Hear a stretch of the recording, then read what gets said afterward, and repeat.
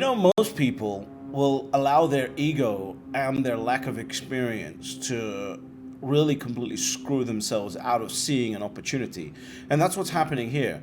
If you're sitting around and you're listening to these people that say Bitcoin will just be another investment, Bitcoin will just be another thing in the world for people to buy, you don't understand psychology, you don't understand how ego plays into it, you don't understand how these things affect the price and value of an asset.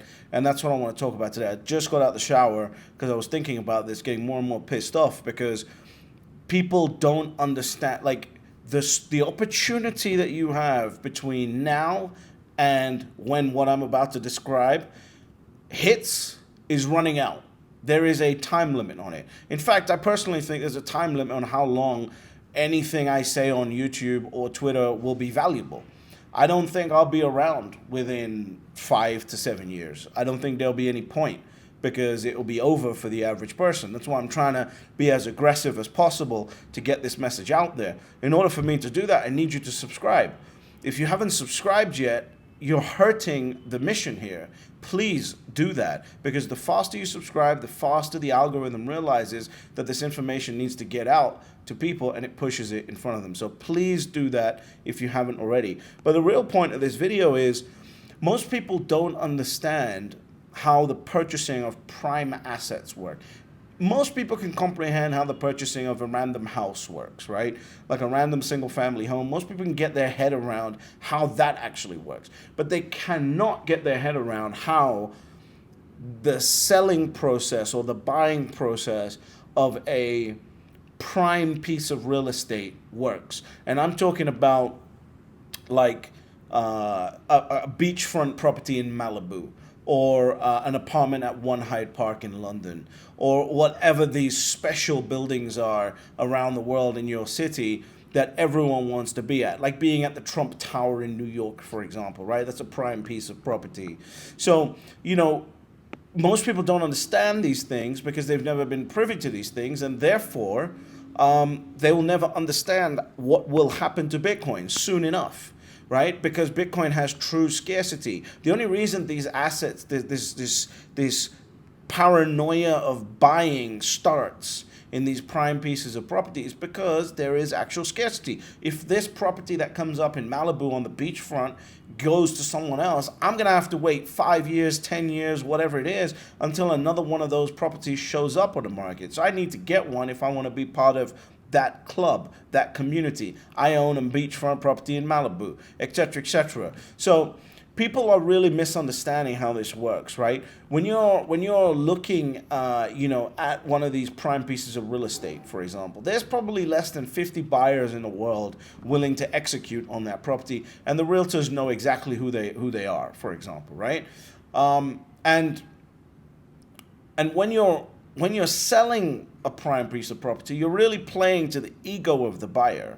You're not playing to the rational investment making decision of the buyer, because the rational investor will go buy 200 units of a single family homes, or 200 apartment units, and focus on increasing the cash flow of that unit to increase the value of that. That's a completely different market.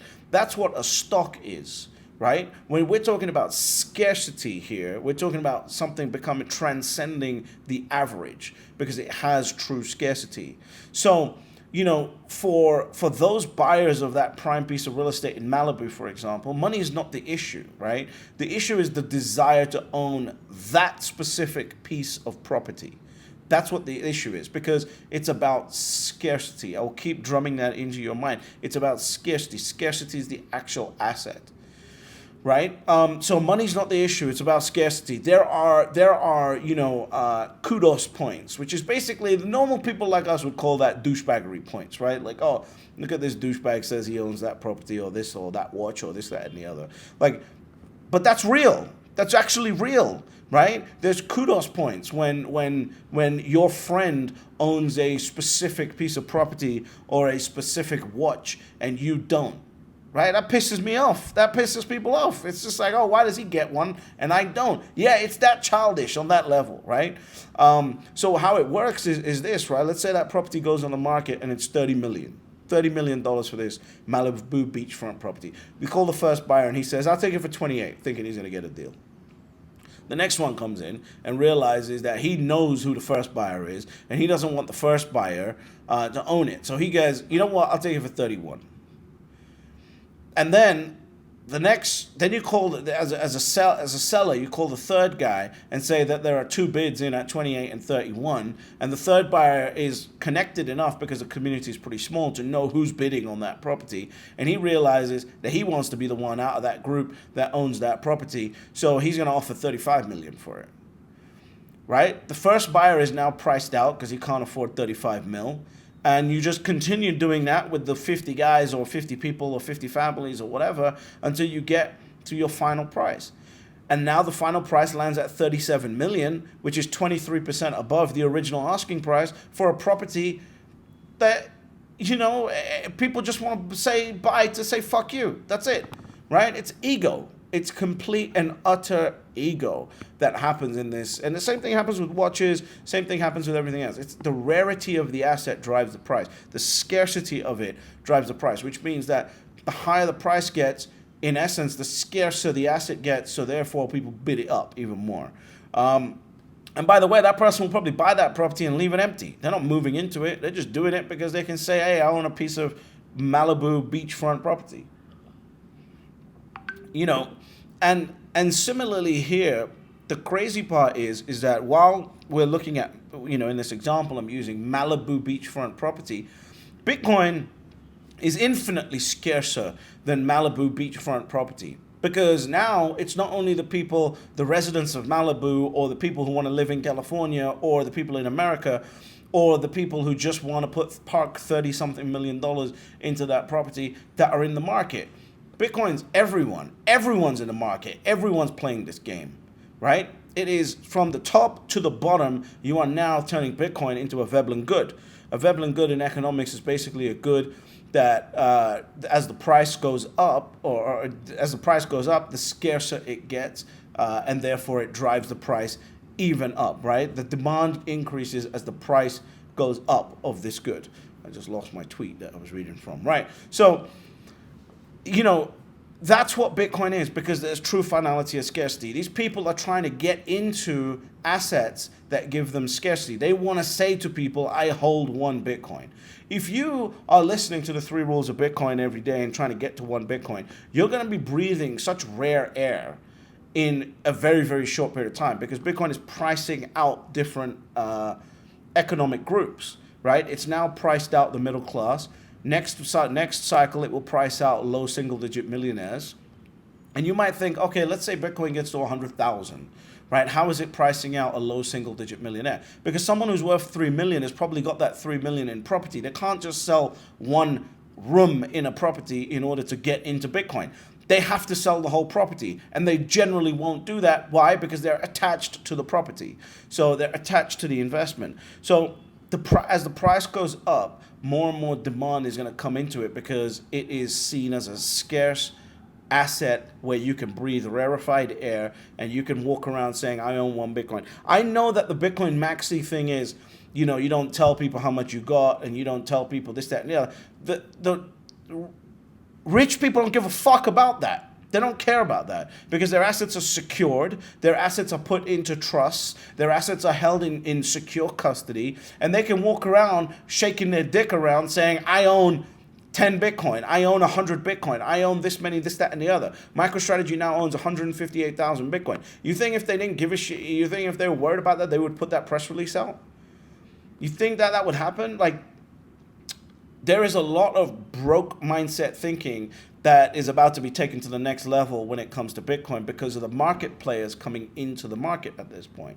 It's not the fault of anyone. People just don't know. When you buy a rare Patek Philippe, you want everyone to know, in a subtle way, not in a douchey way. You want everyone to know that you're the acquirer of that Patek Philippe, because it opens doors for you, right? There will be times where, in the next 20 years, there'll be times where people with 1 Bitcoin plus will be invited to special events that other people won't be invited to, right? Because you have access to liquid capital that can be flown around the world in a heartbeat, and executed. It is a status product. It is a status investment. And there's only 21 million. And as you know, imagine this, you buy one Bitcoin now, and suddenly in I don't know, let's say 5 years time, somebody worth $20 million can't get one Bitcoin. You now have the highest status in that dick swinging club, right? And whether we want to say, yeah, I'm going to take part in that or not, that's just how life works. I don't care whether you take part in it or not. That's how life works. So, you know, this is the most pristine asset. And the games that get played in real estate, in prime real estate, in watches, in art, it's all coming in. This is a sport for rich people. It's not even like, you know, it's not even about the asset. It's just a sport. Like walking around saying, I own 1 Bitcoin, or I own 100 Bitcoin, or I own 1,000 Bitcoin. Imagine this right now. I can make this relatable right now. Imagine you walk into a room and someone says, oh yeah, I own 1,000 Bitcoin. Your perception of that person changes. That's exactly what will happen to people that say, I own 1 Bitcoin, because the price, they're about to be priced out. Millionaires, multi-millionaires are about to be priced out in the next 5 to 10 years. So you need to start thinking about Bitcoin very differently. The Hunger Games for Bitcoin start when the egos of the wealthy get involved and they start chasing this asset, right? Bitcoin is the most pristine asset with absolute finality and scarcity. It's not like one Hyde Park where give me 5 to 10 years and I'll build another building that can be called 1A Hyde Park, right? It's not about that. It's about actual scarcity worldwide, instant. Everywhere in the world is competing for this pristine asset, right? And I believe that when Bitcoin becomes $1 million per coin, there's actually going to be a rush of the wealthiest people to get just 1 Bitcoin when it becomes $1 million a coin. Until then, they're going to be like, we'll see what happens. It gets to $1 million mark, they're going to be like, I need to get one of those. That's all you want. You just need to be like, I need to get one of those. Bitcoin is very different to a traditional asset. It's not like a stock where they say, I want to allocate a little bit into Apple, a little bit into... That's what it is right now. It's about to turn into a Veblen good where it's got... I need to own it. The more the price goes up, the more I want to own it, because this is how the ego drives wealthy people, right? And of course, it's of course to do with the fact that Bitcoin is a great investment, but they don't need that. They're already rich. These people are already rich. It's not like Warren Buffett sitting around going, I need to get into Bitcoin at $1 million because I need to get rich. That's the mindset right now. I'm talking about these people. There is the desire to protect their wealth. There is the desire to say fuck you to the other rich people around them. And those two desires are the main driving forces of what's going to drive the price from this point as soon as an ETF is approved. They will say, I need to own 1 Bitcoin because when I walk into a party or a dinner party or this, that, and the other, I'm the only one with 1 Bitcoin. I know this sounds crazy to you guys that are listening. I know it sounds all douchebaggery. And when I was younger, I thought it was the same thing. But now it's not, because when I walk into a room full of my friends that collect Patek Philippe's and one of the guys has got a specific watch, everyone else is like, shit, I want that watch. I want that watch, right? So this is how the Hunger Games start. And it's always better to have an investment that is truly scarce. Scarcity is what drives the investment, and that's what Bitcoin provides. And so you're sitting here going, hey, maybe I'll just slowly DCA into this asset, when as soon as these guys wake up, they're going to come charging for this asset. You've got a limited time opportunity right now to secure as much of this asset as you can, because when they get going, it's going to be literally like the Hunger Games. You just have to look at the chart of Tesla in 2019, 2020 and see what happened to that when everyone decided I needed a piece of Tesla, right? These guys just want 1 Bitcoin to say fuck you. That's all it is. You know, it's the same way as again,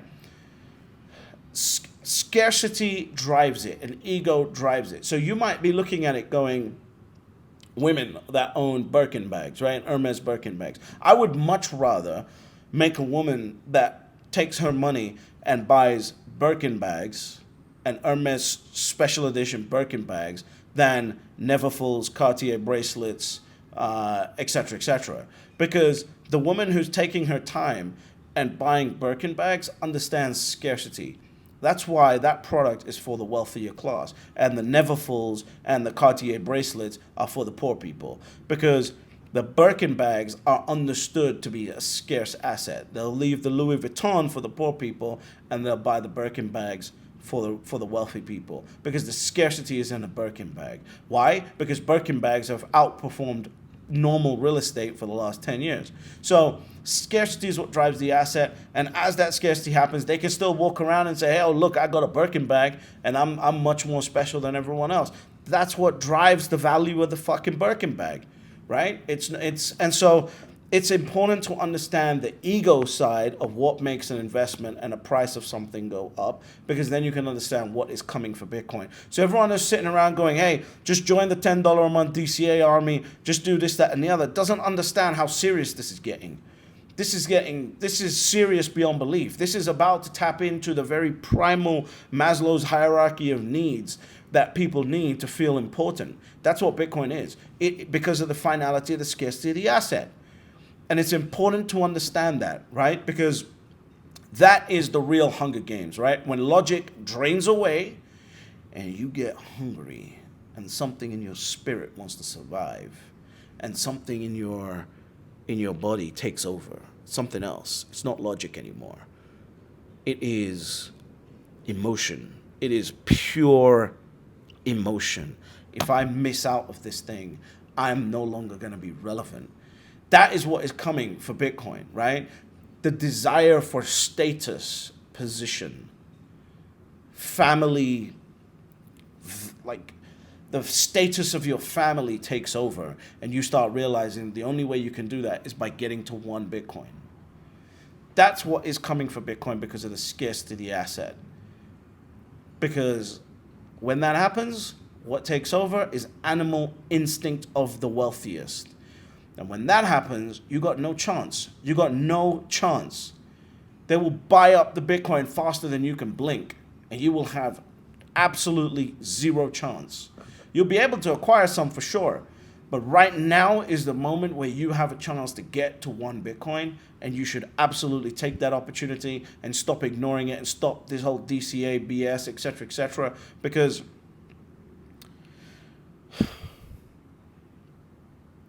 you have one chance. One chance. Because it's actually scarce. And understand how the ego games work and take some fucking action. If you don't, not only will you regret it, if you plan on having a next generation, they'll regret it. And if they plan on having a next generation, they'll regret it. It's not like we're going to get a Bitcoin every generation. This is a once-in-a-species opportunity to own the single hardest asset humanity has ever created. Take this seriously, because the Hunger Games, the animal instinct of the wealthy, is about to flood into this market. And despite that, there are still only 3 rules to Bitcoin. Step number 1, you buy Bitcoin. Step number 2, shut the fuck up. And step number 3, you get fabulously wealthy.